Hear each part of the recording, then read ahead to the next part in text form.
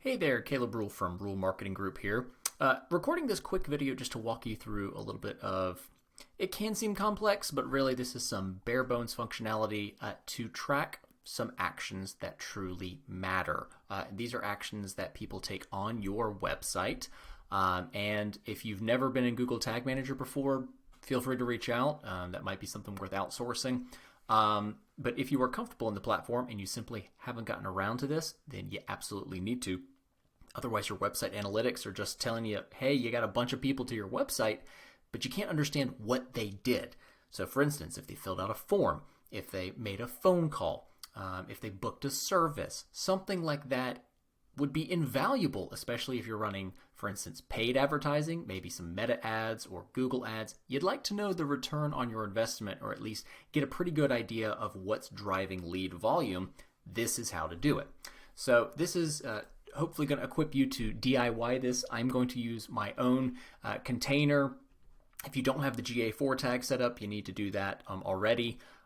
You would click New, change that to whatever you want, tag configuration, Google Analytics, and then Google Tag.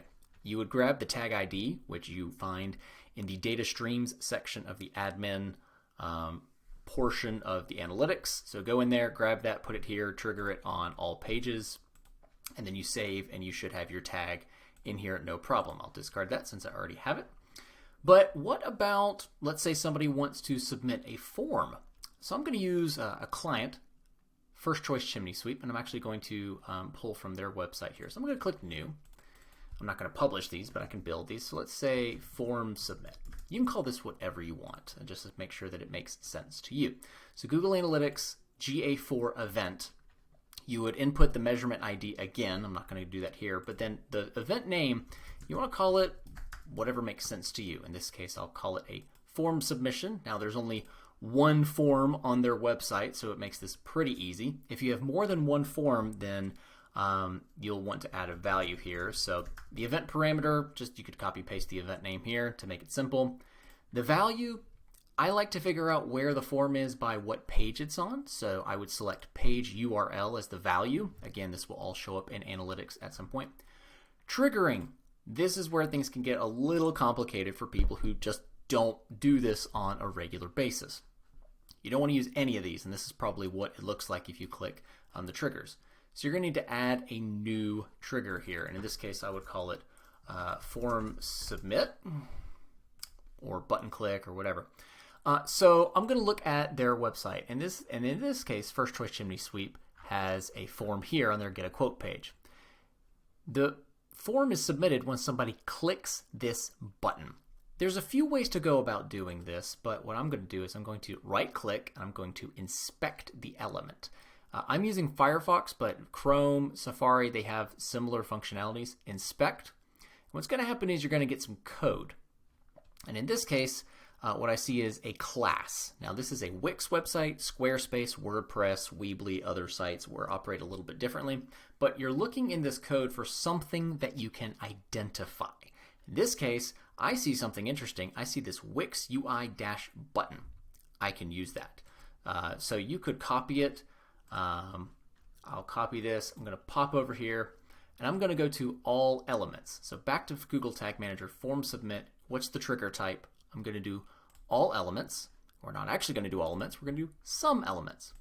And in this case, what I'm looking for is a form class. Now, if you look back here, this is actually span class equals ...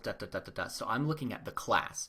You may be looking at an ID or something else. So match what this is. If there's a class, great. If it says span ID, use the form ID instead. Use contains because you're not doing an exact match.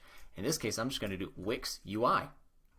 Again, because this is in, if you look at that blue text here, Wix UI.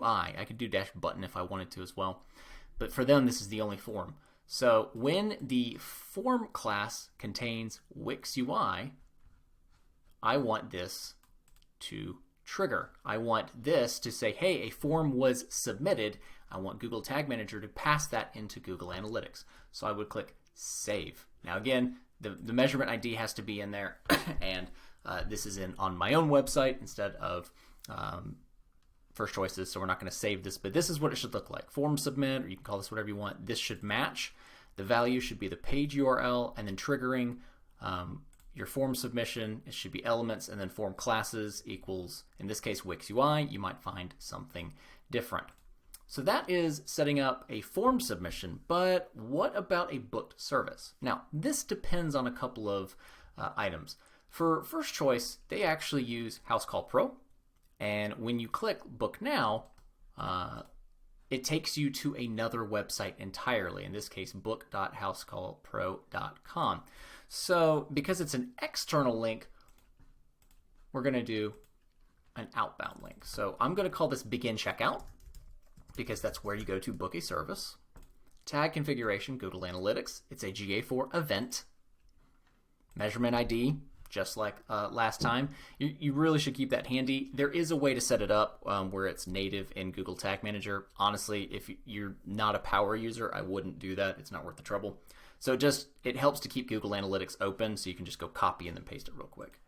Event name, Begin Checkout, and we'll start to go through the same settings. So we copy the parameter, and in this case,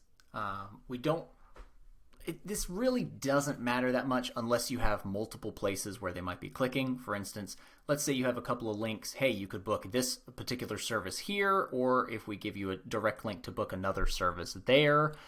So what I would use, I wouldn't use any of these. I would actually go to the built-ins and I would click the click URL in this case, just to help define between what links they are clicking. Now, to track this, you need to make sure that you have the outbound links tracked in the automatic measurement. But again, we need to trigger this. In this case, what we're looking for is none of these, because all pages there's a page view. We need it when they actually do a specific link click. So I would say, in this case, it's a Housecall Pro link, so I might call it that. Trigger configuration. Links is what you're looking for here.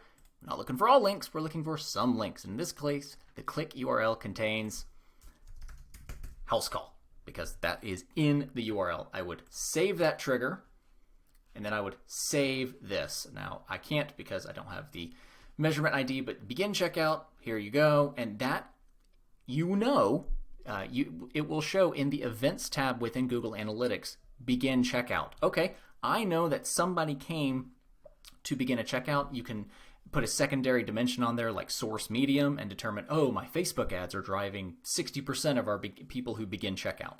But you need to set this up in Google Tag Manager to be able to actually track that. So if they go to an external link, this is how you would do it. If it is an internal place, that's where things can get a little bit trickier. For instance, there might be some specific tagging or a specific form ID or a click ID that needs to be set up for that. Now, one more event that you might want to track is maybe, let's say they call you. So for instance, if I look at the very bottom here, let's get rid of that.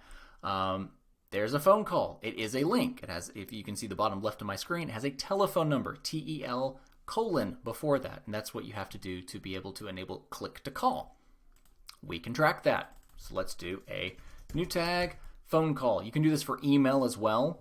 Email usually has to have a mail to : in the front. So you could do the same thing for phone call. For an email, if you want to track that, you would just put mail to instead of tel. I'll get to that. So GA4 event, put in your measurement ID. What do you want to call it? I like calling it phone call. Short, sweet, to the point. Add parameter. Once again, phone call. Value here, if you have more than one phone number that somebody can call, if you're a smaller business, you probably don't. So you could just do the click URL in this case. If you do have more than one phone number, then the click URL could be interesting because you could see where they're calling. For instance, let's say you have multiple locations, then click URL might be interesting because that will help delineate what people are clicking, which phone number they are. But again, what's going to trigger it? In this case, we need a different just link. So we're going to click plus, click to call, trigger, just links, some links. In this case, the click URL contains tel. Actually, you don't even need the colon, just TEL. Now, to make sure, you don't get anything wrong, you could put the colon. I usually do, so TEL colon, boom, you would save that. If you were doing email, you would do mail to, just like that, and you would click save and setting it up. But in this case, tel for a click to call, save, and then you would save phone call, and obviously you would need the measurement ID in there as well. Once all of this is done, then I recommend clicking preview, opening the website, and testing. When you actually click one of these links or the button, then the debugger will show you whether or not the tag actually fired properly. So that's a way you can check to make sure it's working. And when everything looks great, click submit, publish it, and you are good to go. When people take these actions on your website, like submitting a form or giving or making a phone call, that information will now automatically pass into your Google Analytics, into your events reporting.